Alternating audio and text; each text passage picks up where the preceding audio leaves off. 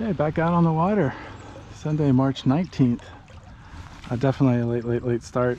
It's 10:45. I'm sure some of you guys can guess where I'm at.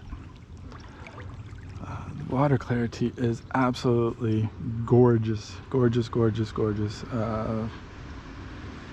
Easily 4, probably even 6 feet. I'm sitting in 12 feet and I just lost visibility of the bottom. So the water temp, it's right there, it's 52. This big bowl right here, I've never really tried to work it because anytime I've been here, it's been really narrow. I think I actually caught a fish off this side over here. But I got to retie a bunch of stuff with this water clarity, so I'm just going to get out here and see what happens. Definitely don't want to blow this spot up. I know it's not as frequented as some of the other little ponds, but you know where I'm at. So, and I'm sure I'll put it in the tidal regardless. So I'm meeting Dale out here. He can't get out as quickly as he wanted to, so he'll probably be pushing off around 1:30, 2 o'clock, 2:30 max time, and then we'll fish for a little bit. I don't know how long I can stay either, but I'll try. But I got to pack and get ready for Florida. Sounds bad, doesn't it? Got to get ready for Florida. So look at that little punch area right there. And 13 feet of water. They might be just tucked up in the surface, so it might be hard to get them to react without throwing something on top of it. So here comes the rain again. It's going to be on and off. Air temp is, I think, in the low 50s. As I mentioned before, water temp's about the same, 52 I'm marking. My Garmin seems to be a little bit off from everybody else's, so you can add probably 2 degrees to that, 3 degrees to that, because I'm just sitting right where surface water is. Even some of the kayaks, they can get a little further down on their transducer. So that's it. Looks like we got a little bit of wind in our face from here, so that'd be coming out of the southwest, but it doesn't look too bad. So I'm gonna try to actually just start fishing as soon as I get rigged up, see what happens. Throw on the slobber knocker and I just crushed one. That's a good fish. It's a good fish. Oh, he had followers. He had followers. No net. Just cause. All right. 2-pounder. First cast on the slobber knocker and just crushed it. I'll take it. All right. Thank you, little guy. Put him on the scale and see if I can get 5 today. I'm going off for a second because I'm just wet and a mess. All right, 2-3.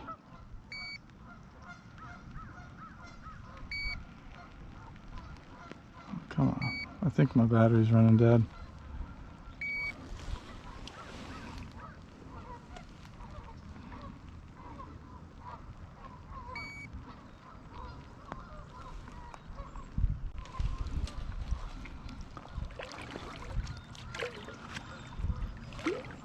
Yeah, 2-3. Do a couple of casts on with the camera, see if I can get a hook set.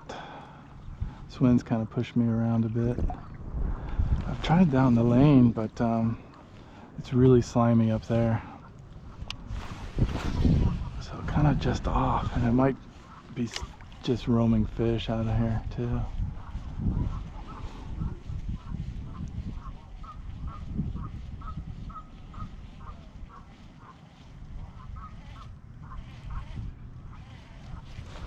Oh, that's grass. Coming up with a bunch of grass. You should be able to see it. It's just this kind of stringy, slimy stuff.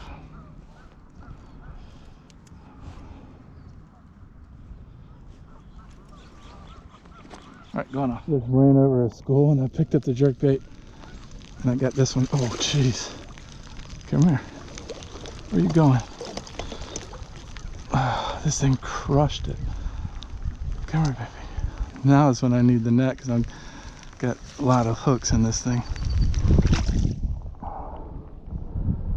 He's not giant, but another scoreable. Alright. Don't jump. Thank you.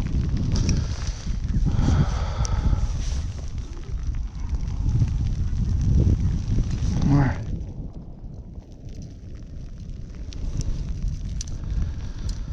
Berkley products are working out today. Got the Stunna right here. And the Slobber Knocker. I've been throwing other products too, but I think you just throw the baits that you're confident in, whether it's the maker or whatever. You just feel confident. But man, I just ran over a wad and I kicked away from it. I'm 20 feet of water and just sent this thing right down to him. He spelt like a northern strain. He is northern strain. So I got a 2-3. Let's see what this boy weighs. I'm going like 112.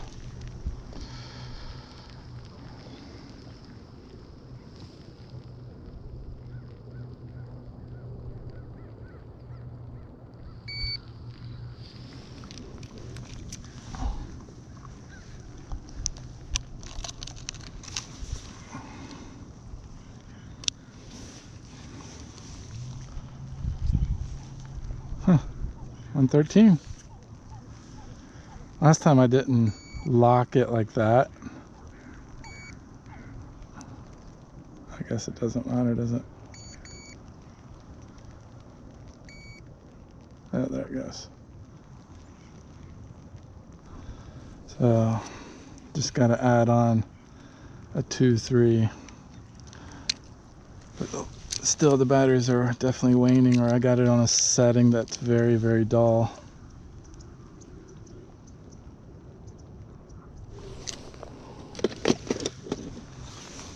Make sure this is nice healthy fish. Okay, going off. That thing is jumping like crazy. It's not that big.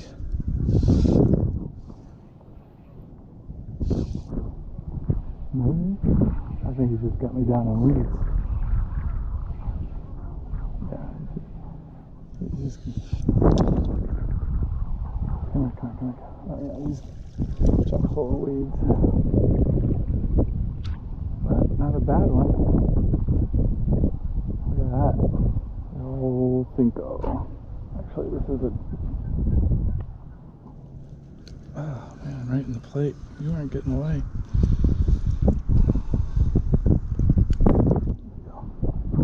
This is a general. Yeah, healthy. About the same. A little bit smaller maybe. Alright, battery obviously went dead. It was a 113. I got them locked in. This is the slime grass I was talking about right here. So it's just nasty stuff. But I saw this Cormorant working at edge over here, so I was like, I picked up the general and it came through. Of course, this thing will slide right through all this stuff and kind of just even stay right on top. I think Dale's here. He texted me he's here, so he's probably fishing that front edge. But that's 3 in the boat. So keep it moving.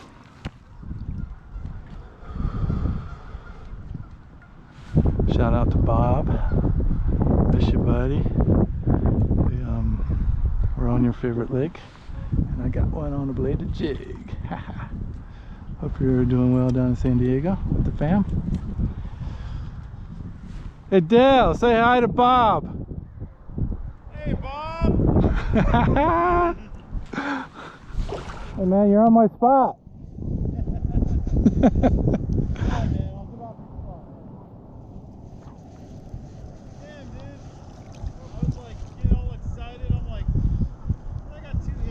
Yeah. Pretty confident. I've got another hit.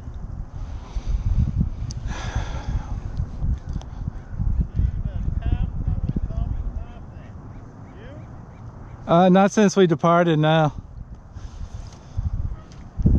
And I mean, I've been fishing strong, you know, just when the moment comes and I like, oh, I need to pitch there, I pitch there. Oh, this is a little more weedy and shallow, I'll throw the Cinco in there. This is sitting about 8 foot. I can, you know, keep this chatterbait above the weed. Just still nothing.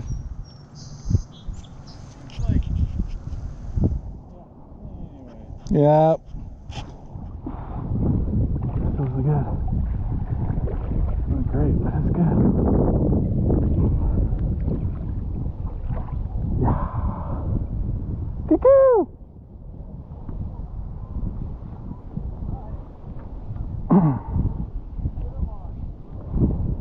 Chatter.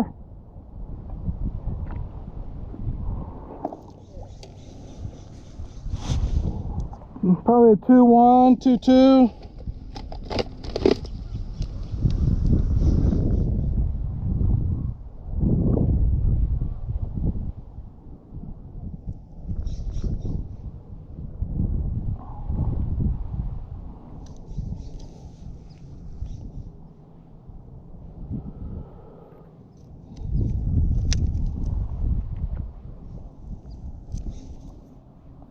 Oh, 2-5.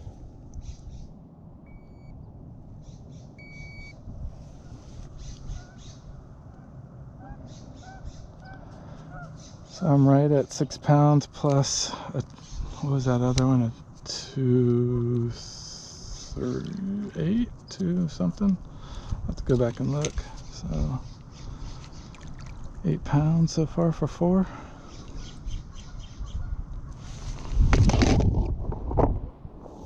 And they're just like super clean, super healthy. No markings on them. Make sure this is nice fish.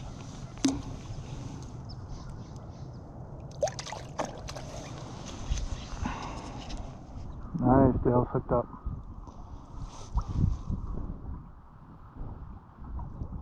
What you got, son? It has to be like from the top 5 we have in here. All right. Check her out. Yeah, they've all been like that, man. Like 2-pounders are looking, there's built. But I mean, she's belly, man. Yeah. That's gonna go 3, huh? Yeah. That'll be 4-pounder. On a Cinco? Yeah. In the Cinco, I'm gonna let her get it. Yeah, I got it. Taking a bobby. Bigfoot bob. Nice. Got it.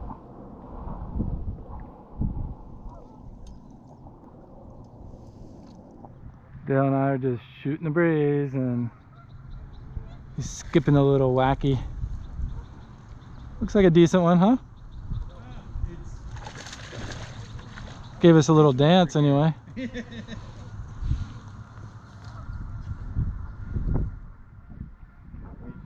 Yeah. Yeah.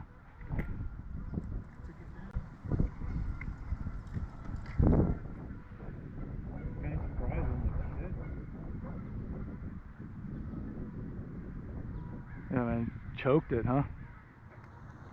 Yeah, I mean, with this, you do, like... See, they're this, like, super healthy, huh? Yeah. Okay, quick recap. We'll just call it Lake X. It's it's not as pressured as some of the other ones, so that's why I don't really want to give it up, because I do know that a lot of you guys will recognize it, and those that don't, I'm sure the locals that frequent that little pond would appreciate it. So that's the reason. Not that I'm not willing to give up the juice or anything like that. It's just, it's one of those areas that's kind of tucked out of the way, and it's not highly pressured like, you know, Spring Lake or even Riverfront or some of the other ponds around here. It's not on fire, but the water clarity, as you saw, was really good. That's what got me back out there in the freezing cold rain, and I was able to generate 4 bites. Dale eventually came out and generated 2 bites. I think he had a couple that he just didn't set the hook on, because if you were any kind of finesse or, you know, even a wacky rig or you know, like I was throwing a Texas rig Cinco, it was very, very subtle. So unless you were moving the bait and you got stopped, it was really hard to distinguish between milfoil or that slime grass and a true bite. Regardless, definitely it was fun to get out and get some bites after getting skunked in the mud puddle of Spring Lake yesterday. It's gonna get good, so let's just let this system pass through. The water temp stayed around that 53. I think it got up to around 55. Some of the shallow flats that are out there. Dale believes that his 4-pounder was actually on a bed. That was a good bite. We had split this little pocket. I went to the left, he went to the right, and we kind of split it down the middle. And he had fish on his, and I did not, but that's the way it goes, and I'm super stoked for him to pull out that bigger fish. After he caught that, I think I threw maybe like a handful of times, and then I just sat there and just watched his mechanics, because the guy is a stud on the water, and I'm just learning still.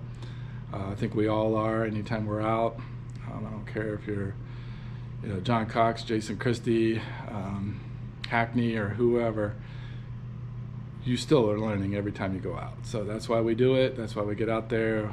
We pursue our passions, get out in nature, get away from our screens, and just breathe some air. Next vid will probably be in Florida. Hopefully get on some salt. Definitely will fish those little ponds in the hood. Pulled out a 6-8 and multiple 3s, and I think I got a 4 out of there too. So they hold some big ones. Should be a good time. Maybe even some topwater. It'll be post spawn. Maybe some will come up, because I think there was a couple little cold fronts. So there might be a little second wave, and I might be timing it right. I do know that the salt is always there, and look forward to it. Fish with my bro a little bit and just find them. So that's it. Have a great week, and we'll chat soon.